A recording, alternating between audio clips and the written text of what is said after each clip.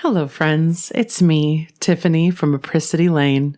And today we're going to be reading The Tale of Peter Rabbit by Beatrix Potter. Once upon a time, there were 4 little rabbits, and their names were Flopsy, Mopsy, Cottontail, and Peter. They lived with their mother in a sandbank underneath the root of a very big fir tree. "Now, my dears," said old Mrs. Rabbit one morning, "you may go into the fields down the lane, but don't go into Mr. McGregor's garden. Your father had an accident there. He was put in a pie by Mrs. McGregor. Now run along, and don't get into mischief. I am going out." Then old Mrs. Rabbit took a basket and her umbrella and went through the wood to the baker's.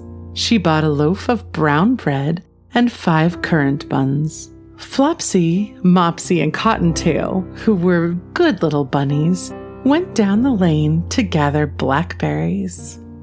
But Peter, who was very naughty, ran straight away to Mr. McGregor's garden and squeezed under the gate.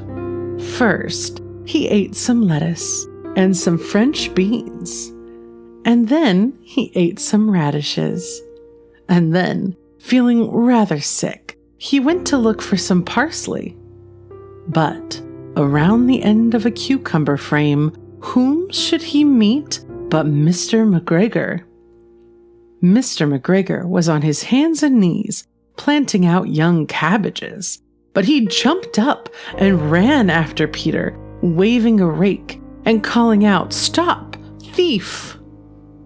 Peter was most dreadfully frightened.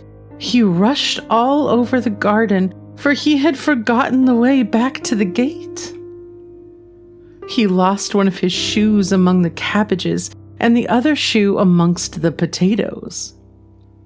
After losing them, he ran on 4 legs and went faster, so that I think he might have got away altogether if he had not unfortunately run into a gooseberry net and got caught up by the large buttons on his jacket. It was a blue jacket with brass buttons, quite new.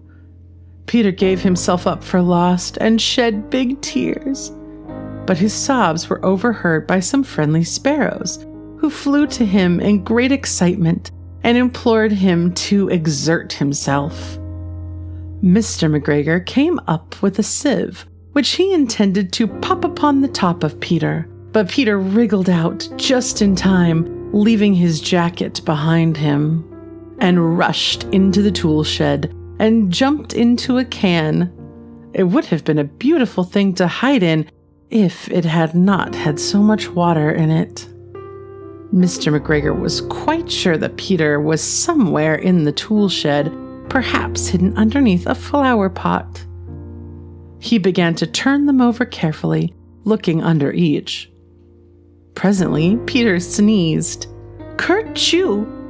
Mr. McGregor was after him in no time, and tried to put his foot upon Peter, who jumped out of a window, upsetting 3 plants. The window was too small for Mr. McGregor, and he was tired of running after Peter. He went back to his work. Peter sat down to rest. He was out of breath and trembling with fright, and he had not the least idea which way to go. Also, he was very damp with sitting in that can. After a time, he began to wander about, going lippity-loppity, not very fast, and looking all around. He found a door in a wall, but it was locked, and there was no room for a fat little rabbit to squeeze underneath. An old mouse was running in and out over the stone doorstep, carrying peas and beans to her family in the wood. Peter asked her the way to the gate, but she had such a large pea in her mouth that she could not answer. She only shook her head at him. Peter began to cry.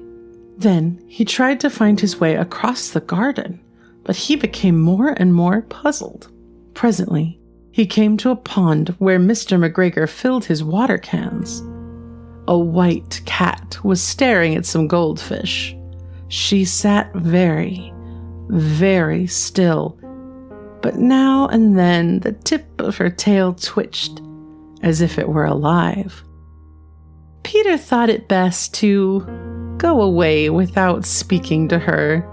He had heard about cats from his cousin, little Benjamin Bunny. He went back towards the tool shed, but suddenly, quite close to him, he heard the noise of a hoe. Scritch, scratch, scratch, scritch. Peter scuttered underneath the bushes, but presently, as nothing happened, he came out and climbed upon a wheelbarrow and peeped over. The first thing he saw was Mr. McGregor hoeing onions. His back was turned toward Peter, and beyond him was the gate.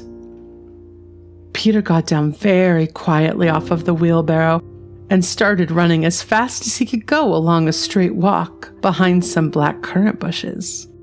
Mr. McGregor caught sight of him at the corner, but Peter did not care. He slipped underneath the gate and was safe at last in the wood outside the garden. Mr. McGregor hung up his little jacket and the shoes for a scarecrow to frighten the blackbirds. Peter never stopped running or looked behind him until he got home to the big fir tree. He was so tired that he flopped down upon the nice, soft sand on the floor of the rabbit hole and shut his eyes. His mother was busy cooking. She wondered what he had done with his clothes. It was the second little jacket and pair of shoes that Peter had lost in a fortnight. I am sorry to say that Peter was not very well during the evening. His mother put him to bed and made some chamomile tea, and she gave a dose of it to Peter, 1 tablespoonful to be taken at bedtime. But Flopsy, Mopsy, and Cottontail had bread and milk and blackberries for supper. The end.